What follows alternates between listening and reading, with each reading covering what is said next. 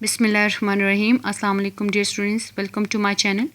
Previous lecture में हमने biology को डिस्कस किया था, उसकी डेफिनेशन, उसकी डिवीज़न एंड उसकी ब्रांचेस को डिटेल स्टडी हमने उसकी की थी। अगर आप लोगों को कहीं कोई इशू है तो आप लोग कमेंट सेक्शन में आप लोग पूछ सकते हैं। सो आज हमारे पास नया टॉपिक है multi disciplinary approach to the study of biology.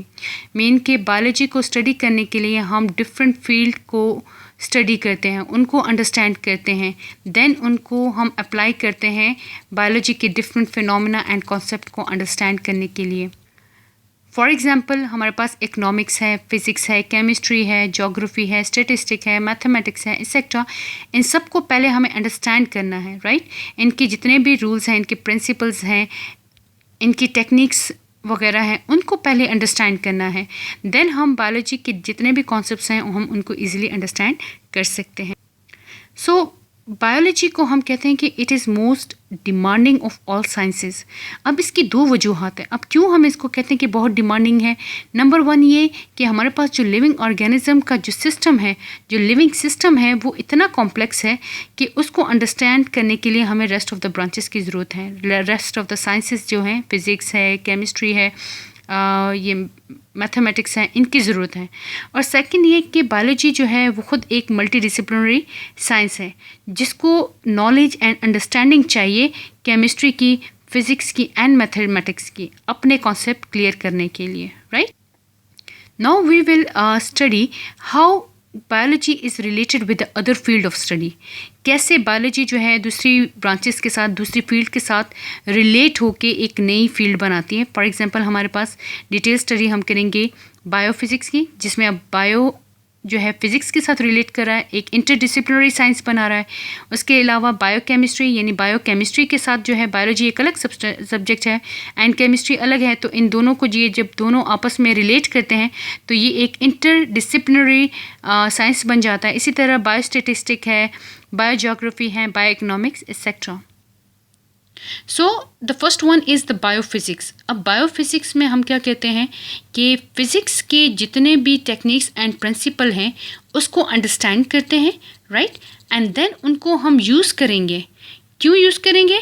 Just to understand the biological phenomena, यानी लिविंग ऑर्गेनिज्म के जो फिनोमिना हैं उनको अंडरस्टैंड करने के लिए पहले हमें फ़िज़िक्स के टेक्निक्स और प्रिंसिपल को अंडरस्टैंड करना ज़रूरी है। देन उसके बाद हम बायोलॉजिकल प्रॉब्लम्स को सॉल्व कर सकते हैं। ओके, नाउ हम एग्जांपल्स को स्टडी करेंगे कि कैसे फ़िज़िक्स जो है बायो के साथ रिलेट करता है। The first one is application of nuclear physics to the biological system. For example हमारे पास क्या, investigation of radiation effect on biological system, यानी एक्स रेज हैं, अल्ट्रावायलेट रेज हैं, इंफ्रारेड है, अल्फ़ा बीटा गैमा रेजेस हैं, इनका जो ऑर्गेनिज्म है उनकी बॉडी पे क्या इफ़ेक्ट होता है, चाहे वो एनिमल है या प्लांट है, इनका क्या इफ़ेक्ट है।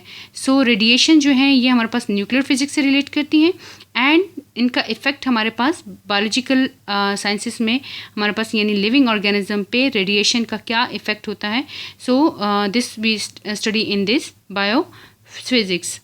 Now next one is similarity between the working principle of liver in physics and limbs of the animal in biology। Mean lever जो है, लीवर हैवी चीज़ें उठाने के लिए यूज़ किया जाता है फिज़िक्स में, हमारे पास इसका पूरा एक कॉन्सेप्ट है। सो ह्यूमन में या एनिमल्स में या बायोलॉजी में हम लिम्स को स्टडी करते हैं, वो भी वेट उठाने में हेल्प आउट करते हैं। फॉर एग्जांपल जो हाथ हैं आप उससे वेट उठाते हो, ठीक है, तो ये आपको जो है ये दोनों साइंसेस जो हैं इस लिहाज से आपस में एक दूसरे से रिलेट करती हैं। मीन यहाँ देखें आपके बायोलॉजी का जो कॉन्सेप्ट है यानी वेट उठाना, तो वो लिम्स जो हैं वो 4 लिम्स मीन आपके हाथ जो हैं आप उनकी मदद से वेट को अपलिफ्ट करते हो, वेट को उठाते हो, राइट। सो यही कॉन्सेप्ट आपके पास फिज़िक्स में भी है, लेकिन उसका नाम क्या है? प्रिंसिपल ऑफ लीवर, यानी लीवर की मदद से आप हैवी चीज़ों को उठा सकते हो। नाउ नेक्स्ट आपके पास आता है law of motion in physics is related to the process of movement in animals. अब फिज़िक्स में हम 3 लॉ पढ़ते हैं, लॉ ऑफ मोशन जिनको कहा जाता है, न्यूटन ने जो प्रपोज किए थे कि first law of motion, second law of motion and third law of motion, right. So ये जो लॉ ऑफ मोशन है they play important role in the movement. So physics में हम उनको लॉ ऑफ मोशन की फॉर्म में study करते हैं, राइट, लॉ ऑफ इनर्शिया की फॉर्म में स्टडी करते हैं, एंड एनिमल में हम इसको मूवमेंट के साथ रिलेट करते हैं। So this is whole about the biophysics कि बायोफिज़िक्स में हमने अभी क्या स्टडी किया। बायोफिज़िक्स में हमने स्टडी किया कि कैसे हम टेक्निक्स और प्रिंसिपल को अंडरस्टैंड करते हैं एंड देन उसको यूज़ करते हैं बायोलॉजिकल फिनोमेना एंड प्रॉब्लम को अंडरस्टैंड करने के लिए एंड सॉल्व करने के लिए, राइट। और उसमें हमने फिर 3 एग्जांपल्स भी हमने आपके सामने याद की हैं और इसको स्टडी हमने कर दिया। सो अब नेक्स्ट हमारे पास जो टॉपिक है वो है बायो मैथमेटिक्स या बायोमेट्री। सो वो हम नेक्स्ट लेक्चर में इंशाल्लाह स्टडी करेंगे।